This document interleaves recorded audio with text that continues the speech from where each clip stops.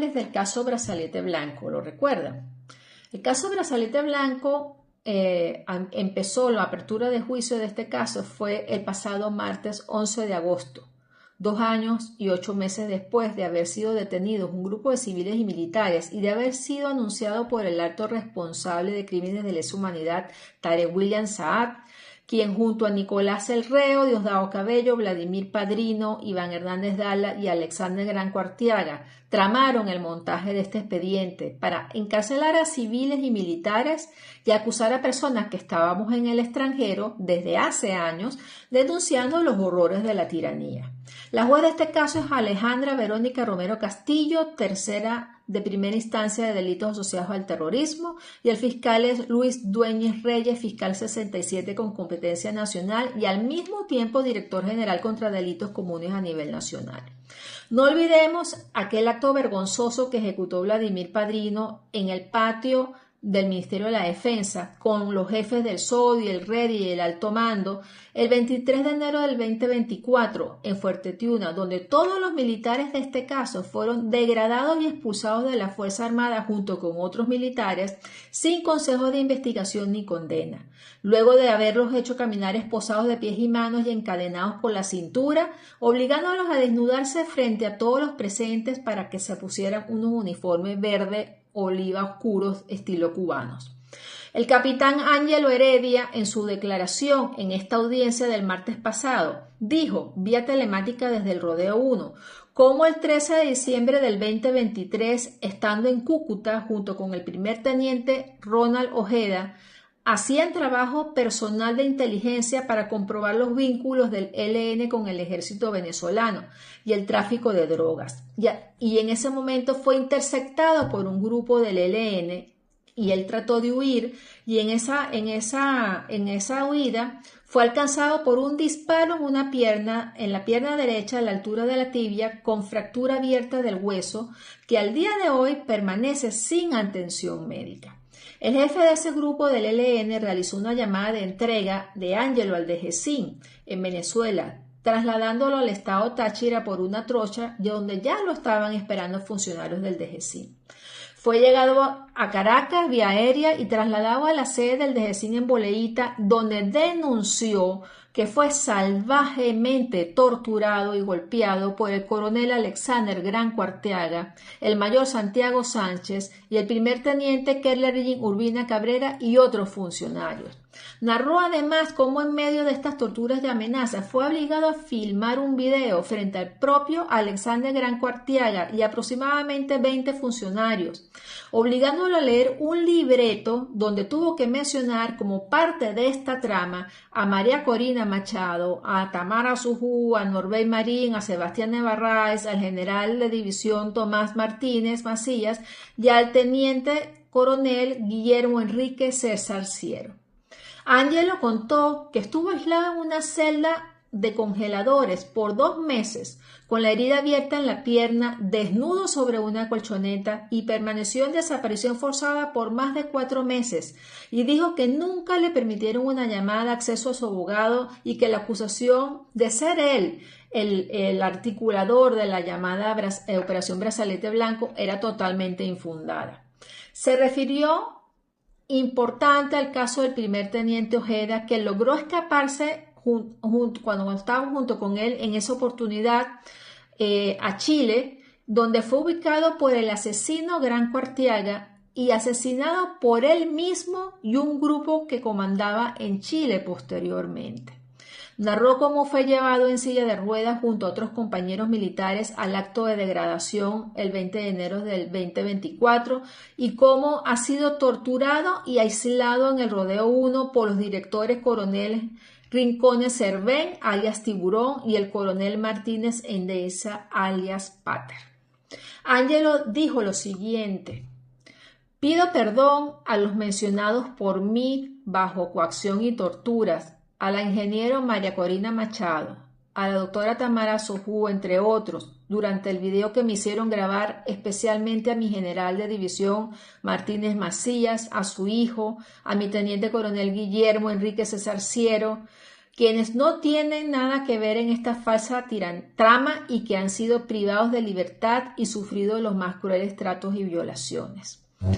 No debemos olvidar que bajo esta falsa acusación y forramiento de pruebas, los civiles y militares fueron incriminados, torturados, desaparecidos forzosamente, allanados sus hogares y retenidos sus bienes, por la DGCIN y por órdenes de Nicolás Maduro.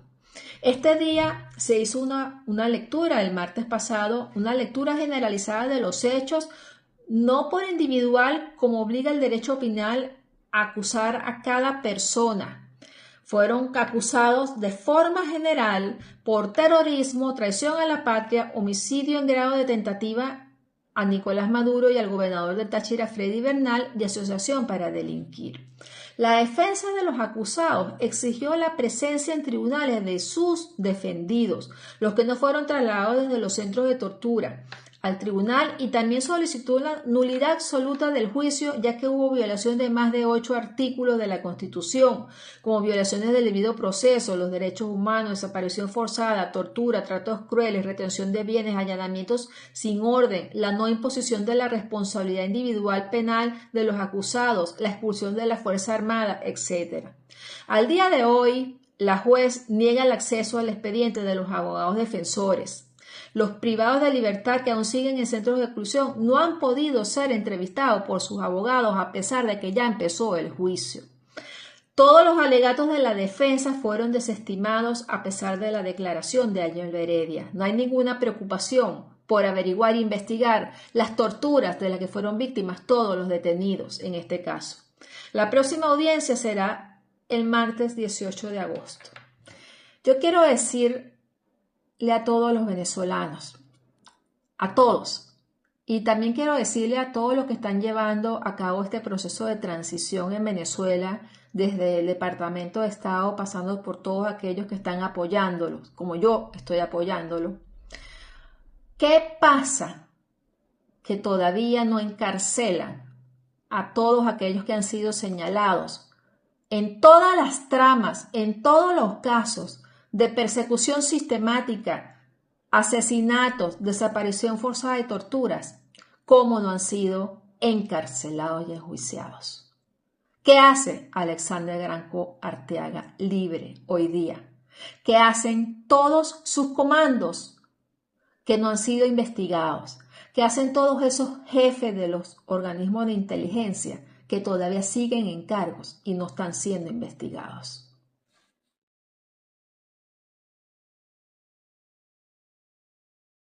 Soy el capitán del ejército, Ángelo Julio Heredia Gervasio, desertor de la cárcel militar de Ramo Verde, de la cual me escapé el día 25 de diciembre del año 2019. Allí empecé una travesía hasta llegar a Maracaibo y de allí salí por la frontera con Maicao. Llegué a Maicao y me dirigí a Bogotá, donde allí tuve interacción con pruebas de poligrafía, con la inteligencia colombiana, porque ellos querían saber si era verdad que yo de verdad me escapé y estaba en contra del régimen. Y al ganar el presidente Petro, la situación estaba bien difícil, porque me iban a extraditar, y empecé mi salida a los Estados Unidos, y al llegar a Estados Unidos empecé mi proceso de asilo político. Mientras estaba mi estadía entre Colombia y Estados Unidos, hice una serie de videos en contra del presidente Nicolás Maduro, llamándole a la instigación a la protesta, y eso me ayudó a ganar afectos políticos, periodistas, que me fueron ayudando a medida de que yo iba pronunciándome en contra de ciertas acciones políticas que se estaban ocurriendo en Venezuela. En mi estadía en Estados Unidos empecé a planificar la operación para ingresar a Venezuela, y en eso estuvo previsto una reunión en privado con el almirante Mario Iván Carato Molina y el primer teniente José Antonio Colina. Con ellos me reuní, le planteé el plan, ellos dijeron que estaban de acuerdo en apoyar, y emprendí mi salida de Estados Unidos por toda Centroamérica hasta llegar a Cúcuta,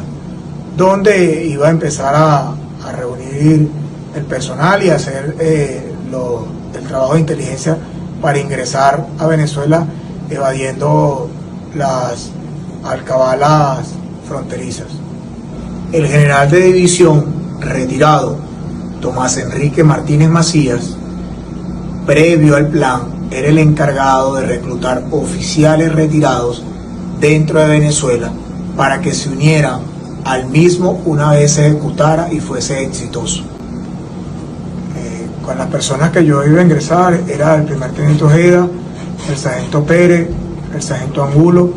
Tenía previsto contactar después del 24 al soldado Ronald Ferrer. Una vez que ingresáramos íbamos a alquilar una casa en el Táchira y mientras se iban haciendo las labores de inteligencia, cada uno de ellos iba a empezar a contactar personas que conocieran, que se pudiesen unir a la lucha y así en el tiempo previsto ir conformando el equipo que necesitábamos de 20 personas.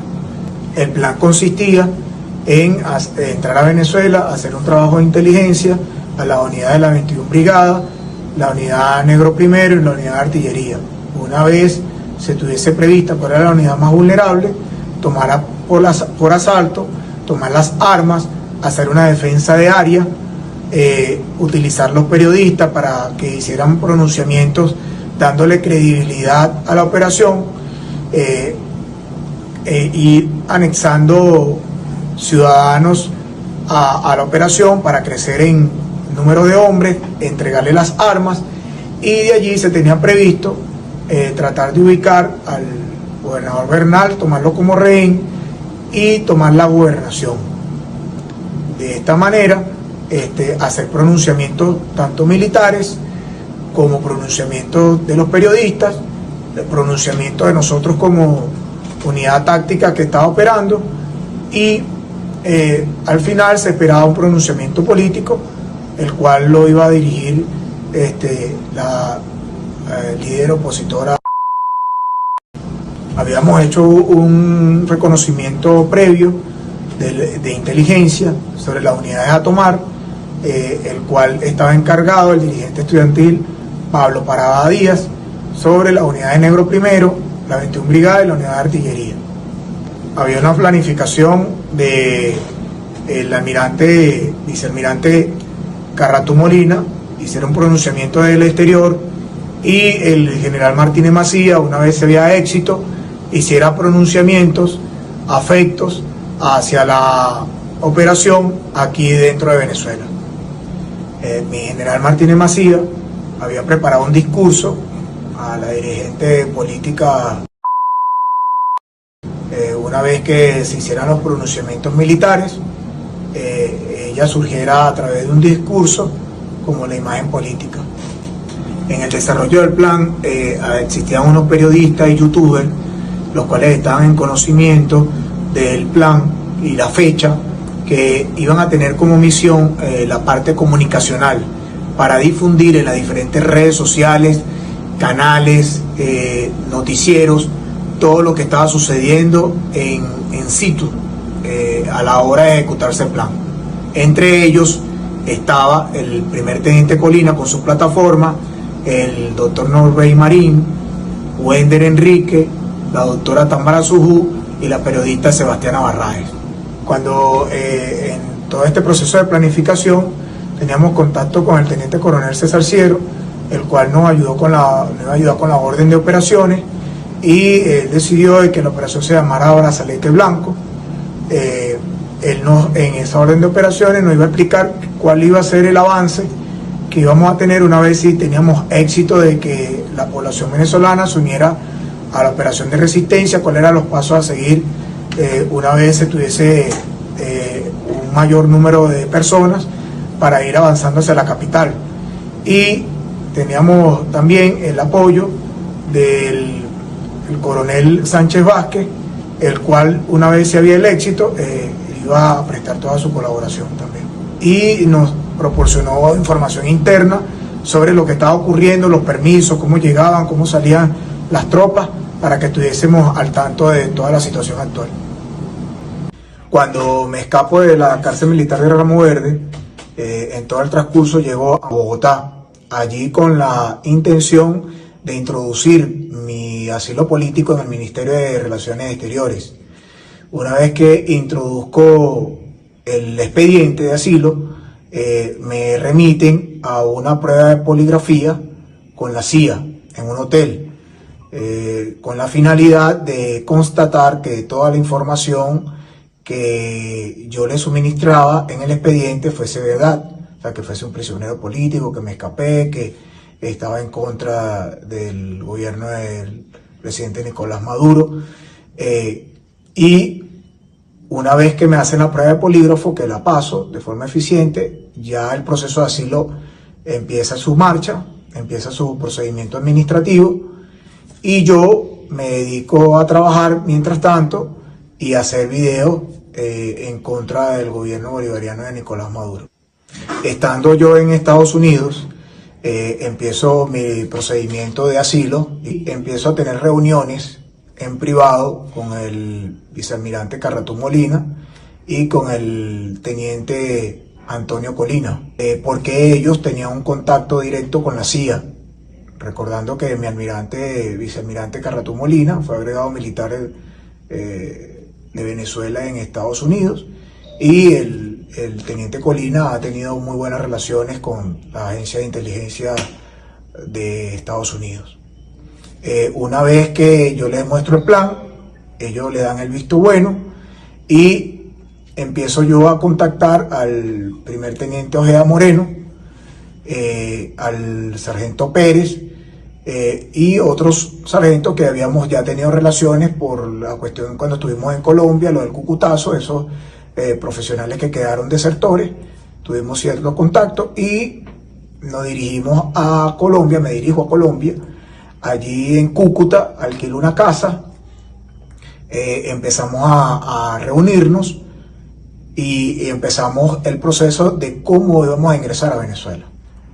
Una vez ya estando en Cúcuta, empezamos los procedimientos de planificación. El plan nunca se adelanta. Yo llego los primeros meses, los primeros días de diciembre, luego se va acercando Pérez, se van acercando los sargentos y empezamos a hacer un procedimiento de exploración y inteligencia para ver por dónde podemos ingresar a Venezuela. ¿Con qué finalidad? Una vez ingresada a Venezuela en el estado Táchira que teníamos previsto, ahí se iba a alquilar también una casa. La idea era ir y venir y ir realizando los procedimientos de inteligencia a las unidades que veíamos vulnerables. Esos procedimientos de ingresar lo teníamos previsto para la fecha de 24, 25, 26 de diciembre.